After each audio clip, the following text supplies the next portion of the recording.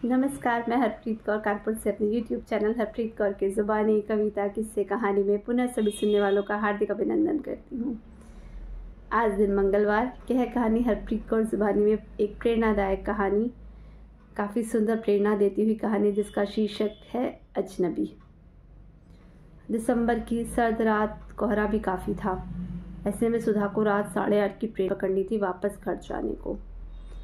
यहाँ वो अपने मम्मी पापा से मिलने आई थी और पति मोहन ऑफिस की व्यवस्था के चलते उसके साथ नहीं आ पाए थे। खैर, इससे पहले भी वो अकेले सफ़र कर चुकी थी, मगर उस रात कुछ ज़्यादा ही कोहरा छाया था। स्टेशन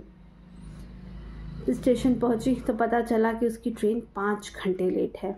माँ अकेली थी, सो पिताजी को वापस भेज दिया, मगर मन में डर था अब अकेले स्टेशन पर वो कैसे 5 घंटे बिताएगी। टिकट एसी कोच का था, सो वेटिंग रूम में पहुंची, मगर वहाँ सिर्फ 2 पुरुष थे। वो भय के चलते गेट के पास वाली बेंच पर बैठ गई। कुछ देर मन में उन 2 पुरुष यात्रियों में से एक उठकर चला गया। शायद उसकी ट्रेन आ गई थी।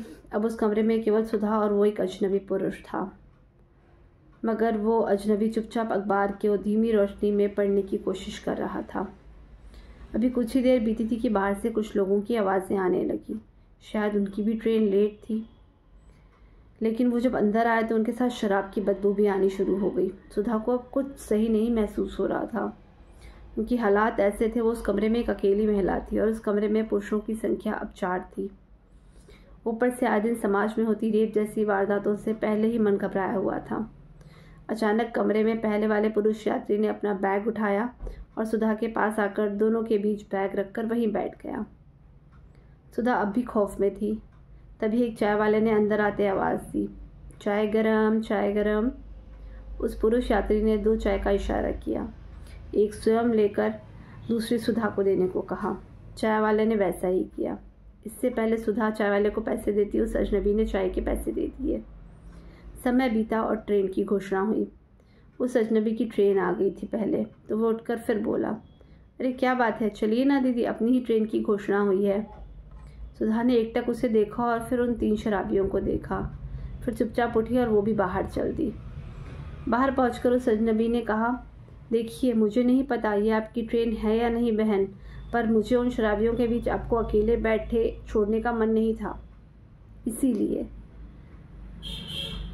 वैसे ये मेरी ट्रेन तो है, अगर आपकी भी है तो आप अपनी कोच की तरफ चले जाइए। सुधा ने कहा, जी ये ट्रेन मेरी नहीं है, अभी कुछ और वक्त लगेगा, आप जाइए। उस अजनबी ने एक बार भी कुछ सोचा और फिर कहा, बहन आप घबराइए नहीं, मैं अगली ट्रेन पकड़ लूँगा, मगर ऐसी स्थिति में जैसे हर भाई को करना चाहिए मैं भी वही करूँगा। और उसने वो ट्रेन छोड़ दी।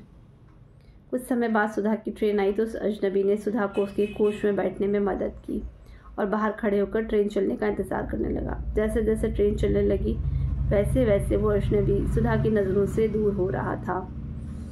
सुधा ने दोनों हाथों को जोड़कर उस अजनबी को धन्यवाद दिया और उस अजनबी के लिए अपने भगवान से प्रार्थना करने लगी।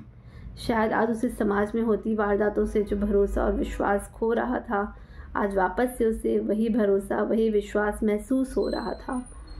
मेरे दोस्तों, सचमुच 5 उंगलियां बराबर नहीं होती। आज भी समाज में ऐसे भी लोग मौजूद हैं जो अपने घरों की तरह बाहर समाज में बहन बेटियों की इज्जत करते हैं, उनका सम्मान करते हैं, और जहाँ एक अभिभावक की तरह उनकी रक्षा को खड़े होना होता है, वहाँ मौजूद भी रहते हैं। एक सुंदर और प्रेरणादायक रचना। आशा करती हूँ आप सभी को पसंद आई होगी। समाज में भले लाख बुराई सही, लाख बुरे लोग सही, पर फिर भी अच्छाई भी जिंदा है और इसी के दम पर दुनिया चल रही है।